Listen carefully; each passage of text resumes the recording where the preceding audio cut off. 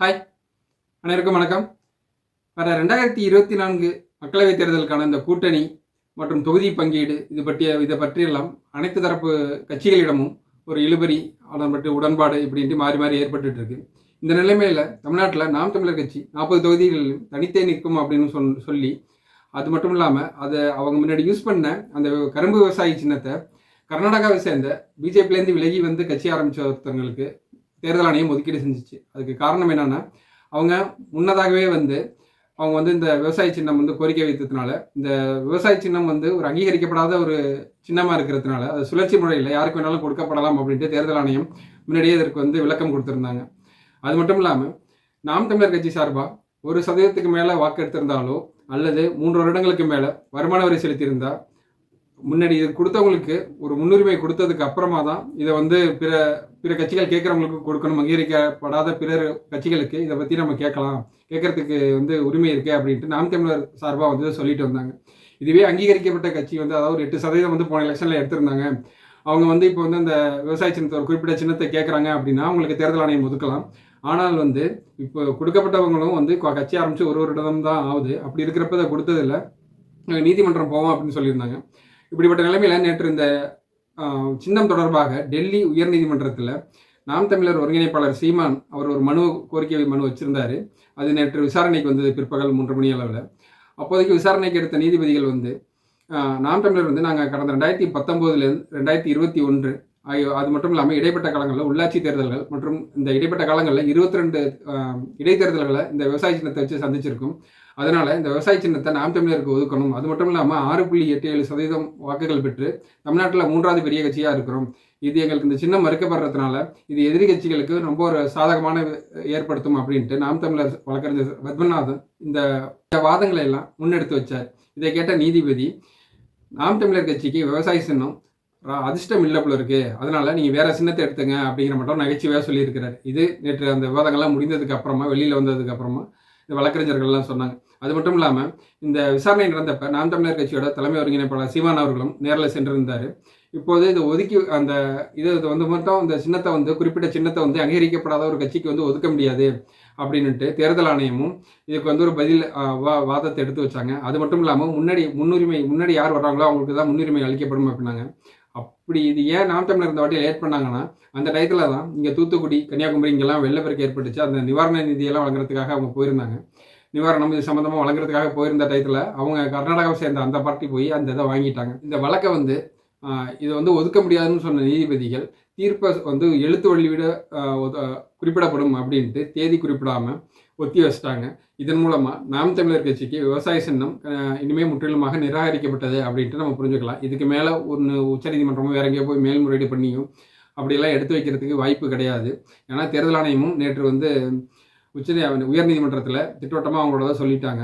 இது அப்படியெல்லாம் மாற்றி கொடுக்க முடியாது அப்படின்னு சொல்லிட்டாங்க.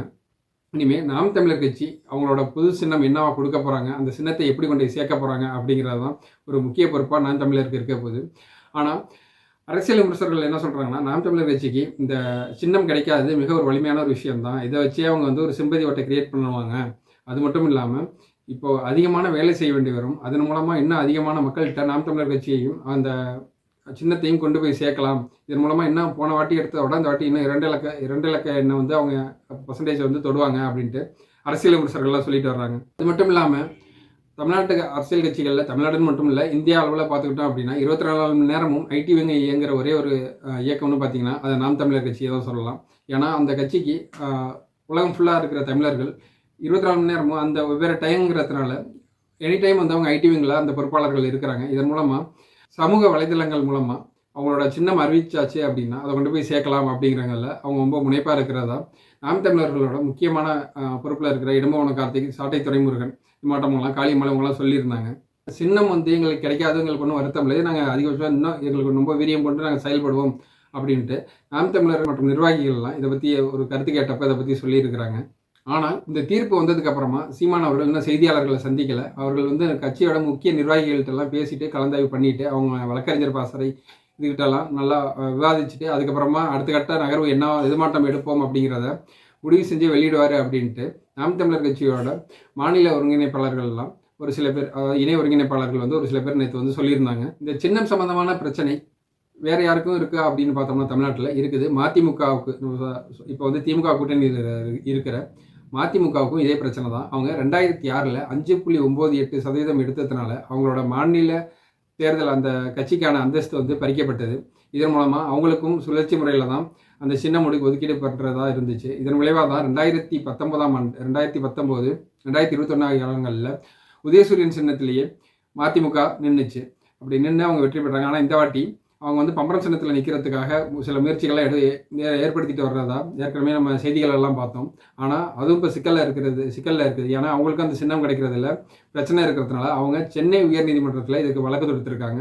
அதோட வழக்கை இன்றைக்கி விசாரணைக்கு வந்தப்போ இன்னும் ஒரு காலத்தில் வந்து தேர்தல் ஆணையம் இதுக்கு வந்து என்னான்ட்டு விளக்கம் கொடுக்கணும் அப்படின்னு அவங்க சொல்லியிருக்கிறாங்க. ஆனால் மதிமுகவை பொறுத்த வரைக்கும் இது பிரச்சனை இல்லை. ஏன்னா கடந்த 2 முறையுமே அவங்க உதயசூரியன் சின்னத்தில் நின்றதுனால இந்த முறையும் அவங்க உதயசூரியன் சின்னத்தில் நிற்கிறதுல எந்த ஒரு ஆட்சேபனையும் சொல்ல மாட்டாங்க. அவங்களும் நின்றுவாங்க. இதை நாம் தமிழர் கட்சி அதோட நிர்வாகிகள் தான் இந்த கட்சியையும் இந்த சின்னத்தையும் எப்படி கொண்டு போய் மக்கள்கிட்ட சேர்க்க போகிறாங்க. இது ரொம்ப ஒரு சவாலான காலகட்டமாக இருக்கும். ஏன்னா இன்னும் ஒரு 2 அல்லது 3 மாதங்கள் தான் இருக்குது தேர்தல் வர்றதுக்கு. இன்னொரு 10-15 நாளுக்குள்ள எப்படியும் இந்த தேர்தல் தேதியை அறிவிச்சதுக்கு அப்புறமா ரொம்ப விரைவான பணிகள்லாம் இருக்கும். இதில் வந்து இதற்கு அப்புறமா விவசாய சின்னம்ங்கிறது நாம் தமிழருக்கு ஒரு நல்ல ஒரு ஐடி மாட்டம் தான் இருந்துச்சு. அதை இப்போ வேற ஒருத்தவங்களுக்கு கொடுத்ததுனால இப்பொழுது இந்த சின்னத்தை வந்து வேறு சின்னம் கொண்டு வரதை அவங்க கொண்டு போய் சேர்க்கறதுல ரொம்ப அதிக மும்முரமாக வேலை செய்வாங்க அப்படின்ட்டு எதிர்பார்க்கப்படுது. அதே போல் இந்த முறை கண்டிப்பாக நாம் தமிழர் 2 இலக்க எண்ணை தொடும் பர்சன்டேஜில் அப்படின்னு சொன்னாலும் நாம் தமிழர் கட்சிக்காரங்க என்ன சொல்கிறாங்கன்னா இந்த வாட்டி கண்டிப்பாக 8% மேலே எடுத்து ஆகணும் அப்படிங்கிற ஒரு முனைப்போடு இருப்பதாக ஒரு சில அந்த நிர்வாகிகள்லாம் சொல்லிட்டு வர்றாங்க. ஏன்னா இந்த 8% போன வாட்டி 6.87% எடுத்தவங்க இன்னும் ஒரு 1.5% இன்னும் ஒரு 1.5% எடுத்திருந்தாங்க அப்படின்னா அவங்களுக்கு நேரம் அங்கீகரிக்கப்பட்ட ஒரு கட்சியாக மாறி இருந்திருக்கும். ஏன்னா 8% எடுத்தால் தான் அது அங்கீகரிக்கப்பட்ட ஒரு கட்சியாக மாறும். அதனால் இந்த வாட்டி அதை எப்படியும் அடையிறதுக்கு தீவிர முயற்சி செய்வாங்க அப்படின்ட்டு அரசியல் விமர்சகர்கள்லாம் சொல்லிட்டு வர்றாங்க. இது போக பிஜேபியிலிருந்து கூட்டணி முறிவுக்கு அப்புறம் அதிமுக அது தலைமையில் ஒரு கூட்டணி ஏற்படுத்திட்டு இருக்கு. அப்படிப்பட்ட கூட்டணி பேச்சுவார்த்தைகள் அவங்க பாமகவோடையும் தேமுதிகவோடையும் நடத்திட்டு வர்றாங்க. பாமகவோட நடத்துகிற பேச்சுவார்த்தையில் அவங்க 11 தொகுதிக்கு பாமக குறையலை. இவங்க 10 கிட்ட கொண்டாந்து நிப்பாட்டினதா ஒரு வாரத்துக்கு முன்னாடி வரைக்கும் செய்தி இருந்தது. இப்பொழுது 10 சீட்டு ஓகேனாலும் ஏன் இன்னும் இழுபறியாக இருக்குது பாமக அதிமுகவுக்கு அப்படின்னா பாமக சேலம் தொகுதியே கேட்கறதுனால. சேலம் வந்து அதிமுகவோட ஒரு கோட்டைன்னு சொல்லலாம். 10க்கு எடப்பாடி பழனிசாமியோட சொந்த தொகுதி அது. அப்படி இருக்கிறப்ப அதை கொடுக்கறதுல சிக்கல் இருக்கிறதுனால தான் இந்த இழுபறி அதான் நீடிச்சுட்டு இருக்கிறதா இந்த அரசியல் விமர்சகர்கள்லாம் சொல்லிட்டு வர்றாங்க. தேமுதிக 14 சீட்டு ப்ளஸ் ஒரு ராஜ்யசபா சீட்டு கேட்டிருந்தாங்க. ஆனால் இன்னைக்கு எஸ்பி வேலுமணி அவர்கள் அதிமுகவோட கொறடா எஸ்பி வேலுமணி அவர்கள் தேமுதிகவோட பொதுச் செயலாளர் பிரேமலதா விஜயகாந்தை பார்த்ததுக்கப்புறம் அவங்க ஒரு கூட்டணி பேச்சுவார்த்தை சுகுசமாக ஒரு வார்த்தையை சொல்லியிருந்தாரு. அதாவது கிட்டத்தட்ட உறுதியானங்கிற மட்டும் சொல்லியிருந்தாரு. ஆனால் அரசியல் விமர்சகர்கள் என்ன சொல்கிறாங்கன்னா 3லேருந்து 4 தொகுதி ஒதுக்கிறதுக்காக முனைந்து வந்திருக்காங்க அதிமுக அப்படின்ட்டும்.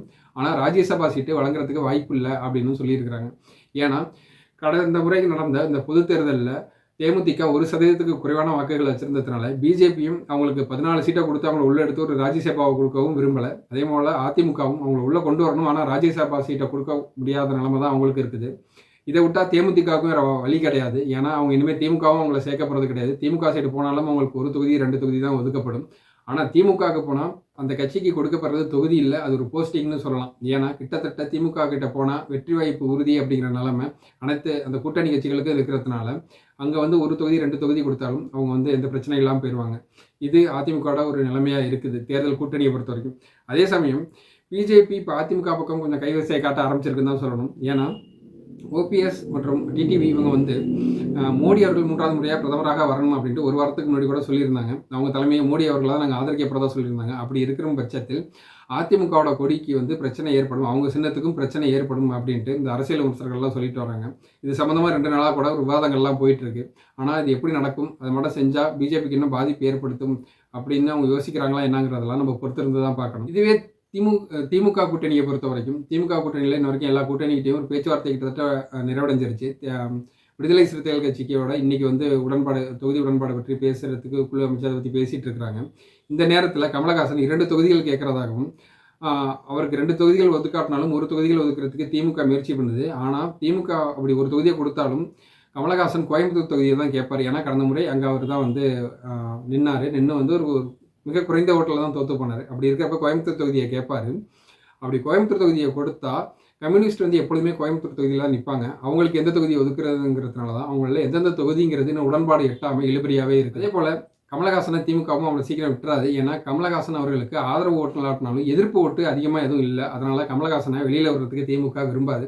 அவரை நல்ல ஒரு பேச்சாளராக வச்சு இந்த எலெக்ஷன்லையும் அடுத்த எலெக்ஷன்லையும் அவங்கள பயன்படுத்திக்கிறதுக்கு தான் முனைவாங்க அப்படிங்கிறது தான் அரசியல் விமர்சகர்கள்லாம் சொல்லிட்டு வர்றாங்க. பிஜேபியை பொறுத்த வரைக்கும் கிட்டத்தட்ட ஒரு பிஜேபி தனியாக அதோட சேர்ந்து தமாக ஏற்கனவே தமாகங்கிறது ஒரு பெரிய கட்சி கிடையாது.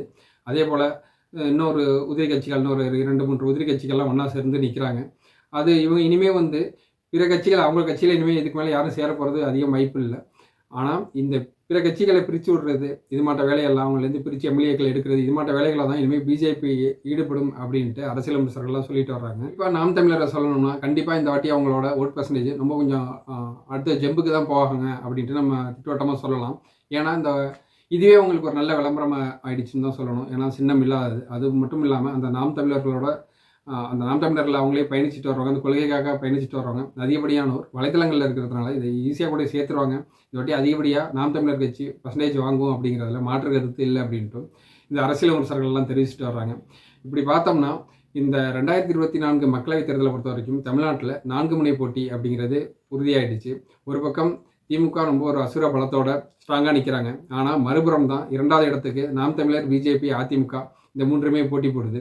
அதிமுக ஏன் போட்டி போடுற நிலைமை வந்துருச்சுன்னா கடந்த 2019, 2021 ஆகிய காலகட்டங்களில் நின்ன அதிமுக இப்பொழுது இல்லை. 2021 28% எடுத்த அதிமுக அப்போது திமுக 53% எடுத்தது.